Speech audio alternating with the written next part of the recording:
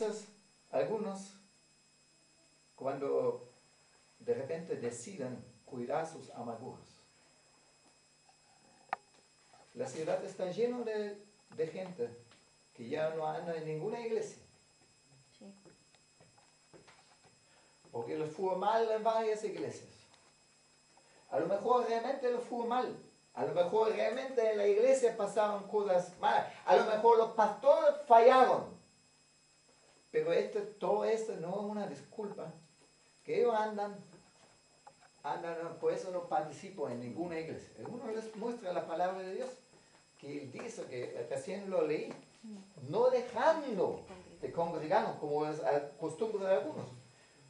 Eso no es un consejo de Dios, es un mandamiento. Entonces, si uno deja de congregarse y decide mejor quedarse en casa, lo hace en consciente desobediencia a la palabra de Dios.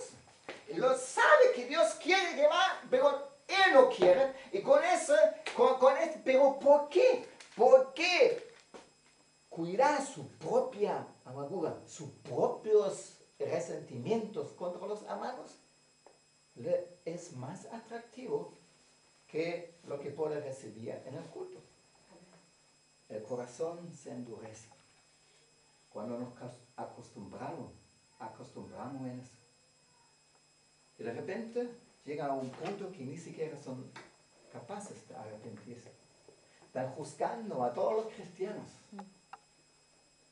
Y ya no pueden volver.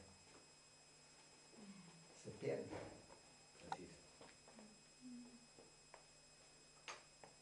Se pierde.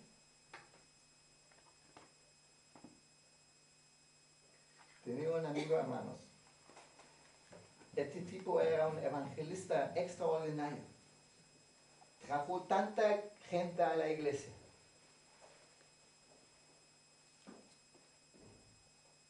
Pero tenía un problema con su sexualidad. Se metió con varias mujeres casadas de la iglesia.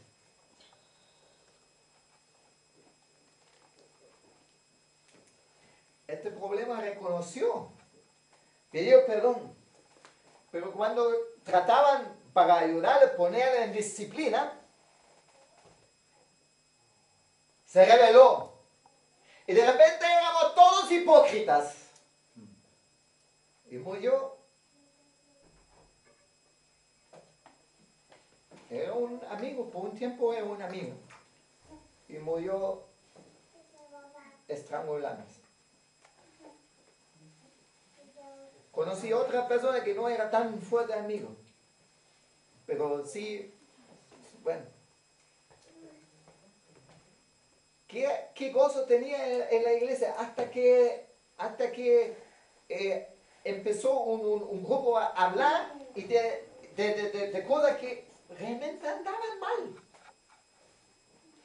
Y él se contaminó tanto con eso, de repente era él uno de los que más hablaban. Mira, en poco tiempo ya no tenía nada de gozo. ¿Y quién tenía la culpa que no tenía gozo? La iglesia.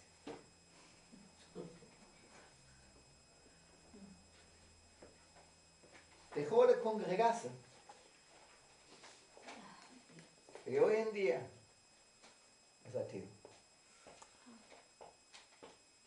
Y también era un tipo que tenía una convicción cuando hablaba con otros de Jesús.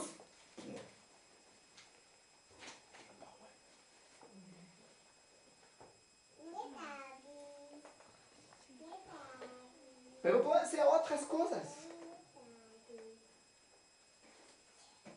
Mira, hay una promesa, hermanos, para que entremos en el reposo del Señor. Si realmente creemos esta promesa, si realmente es válida para nosotros, sí.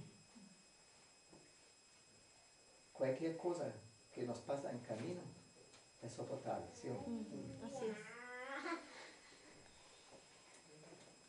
Cuando estamos siempre quejándonos, expresamos una sola cosa, que no confiamos en Dios. Cuando estamos siempre discutiendo, ¿por qué? Estamos mostrando una cosa, que no confiamos en Dios. Mira, por último, si tienes un problema, discute con Dios mismo. Esta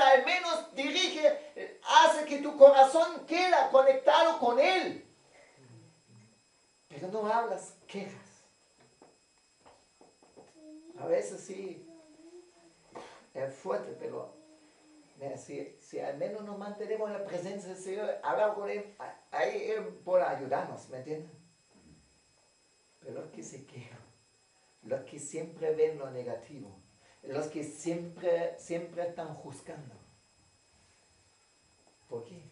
Porque son incrédulos. Hay estos otros que siempre me dicen, ¿por qué eso? ¿Por qué eso? ¿Por qué eso? Nunca pueden descansar confiando en Dios. Siempre tienen que tomar la cosa en sus propias manos. Siempre haciendo y siempre inquietos. No tienen quietud en sí porque no tienen fe. Hermanos, para el pueblo de Dios está la promesa de un reposo. ¿Saben? Un reposo tan fuerte que es no cualquier reposo, es el reposo de Dios. Tú sabes que Dios hizo la tierra en 6 días, ¿sí? No solamente la tierra, todo el universo. El séptimo día reposó. En como Dios reposó, queda un misterio que ni yo ni nadie de nosotros alcanza 100% entender, ¿sí? Pero Dios mismo termina su obra y reposa. Y te digo una cosa, el hecho de que pasó el pecado original, incluso que tenía que, y toda la obra de la salvación, incluso que Jesús tenía que venir a la tierra, morir por todos nosotros, no quita que el trono de Dios es un lugar de reposo, hermanos, de completo reposo. Dios no se sorprende, Dios nunca entra en pánico.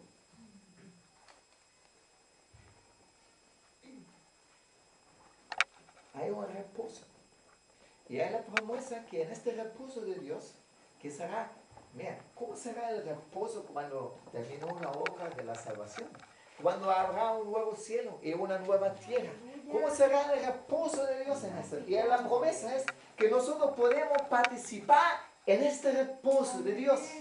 Reposar junto con Dios. Yo no sé por qué causa perdemos siempre de vista la eternidad. Y yo no sé por qué, mira, Dios tiene